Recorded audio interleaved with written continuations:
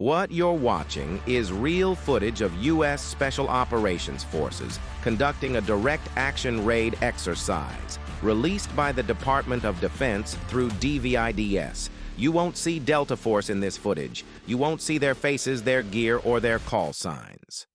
The U.S. government still will not officially discuss their operations. But here's what the government can't hide. Every time Delta Force goes to work, they need a ride. And the unit that provides that ride, the 160th Special Operations Aviation Regiment, the Night Stalkers, appears in this footage. This is the story of Delta Force, told through the only footage that exists of the people who take them to the fight. I'm Alpha Footage. Let's get into it. In 1977, a U.S. Army colonel named Charles Beckwith submitted a proposal to the Department of Defense for a new kind of unit. Beckwith had served on exchange with the British SAS, the Special Air Service, the gold standard of counterterrorism at the time, and what he saw there convinced him that the United States had nothing remotely equivalent. His proposal was approved. The unit he created was designated 1st Special Forces Operational Detachment Delta. Officially, it does not exist. The Pentagon still does not confirm or deny its operations. The unit has gone by many names: Delta Force, the Unit, Task Force Green, but its operators most commonly refer to it by its administrative cover, CAG, the Combat Applications Group.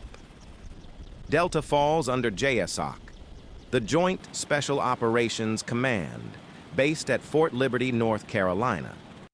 JSOC is the most powerful special operations organization in the world, commanding Delta Force, SEAL Team 6, the 160th SOAR, and a constellation of supporting units whose names you will never read in a press release.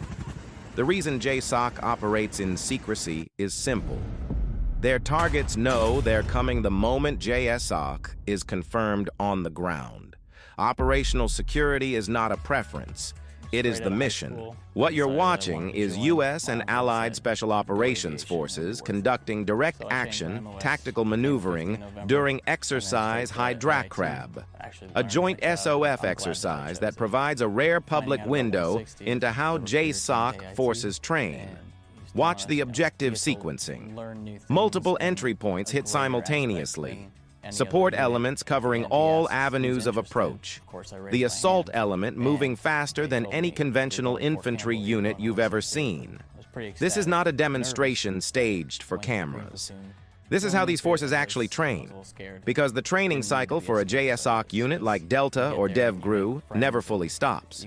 Between deployments, operators run through hundreds of objective scenarios. The specific target changes. The principles don't.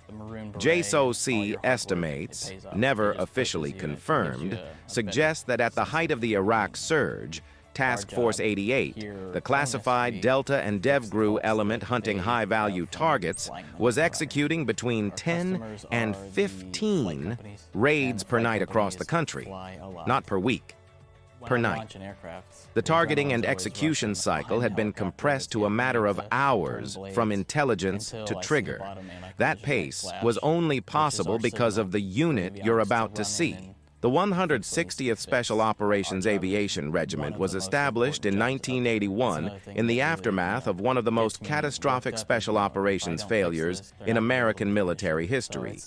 Operation Eagle Claw, the attempt to rescue 52 American hostages from Tehran in 1980. Collapsed in the Iranian desert when 3 of the 8 helicopters assigned to the mission failed before reaching the objective. 8 American servicemen died in the resulting crash during the abort. The operation never reached its target. The Army's investigation concluded that the aviation element had not been sufficiently specialized, integrated, or trained for the mission. The solution was the 160th SOAR, a dedicated Special Operations Aviation Unit whose pilots would train exclusively for the support of Delta Force, SEAL Team 6, and other national-level SOF. What you're watching in this footage is the 160th executing a forward arming and refueling point operation, a FARP. This is how JSOC helicopters extend their operational range beyond what a single fuel load allows.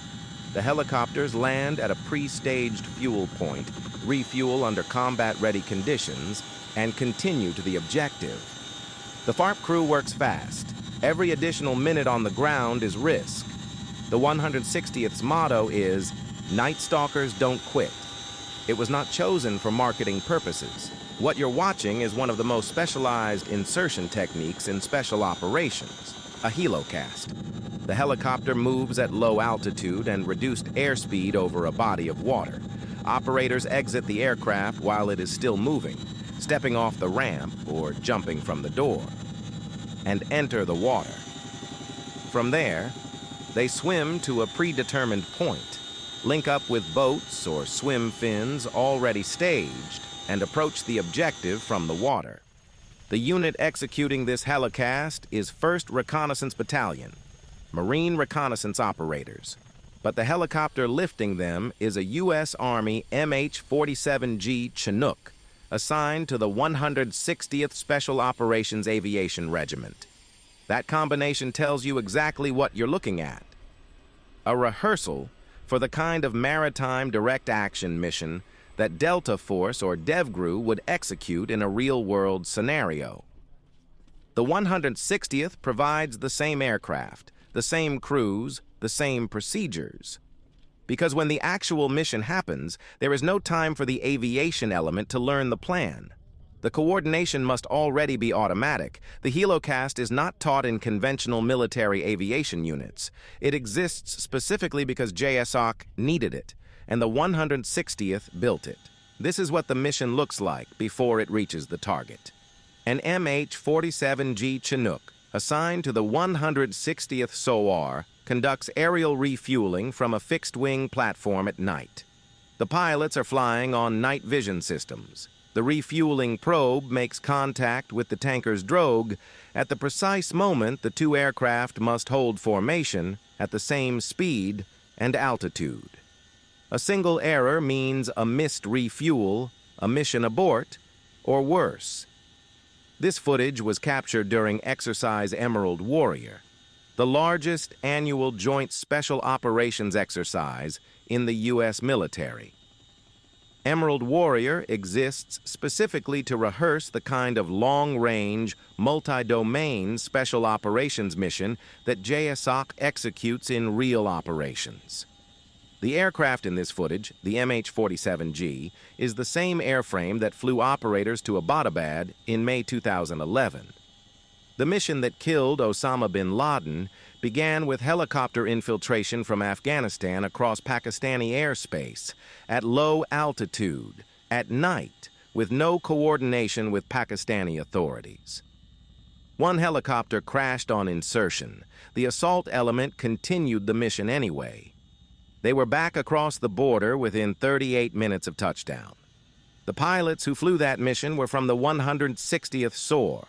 What the declassified record tells us about Delta Force and JSOC can be summarized in a few data points.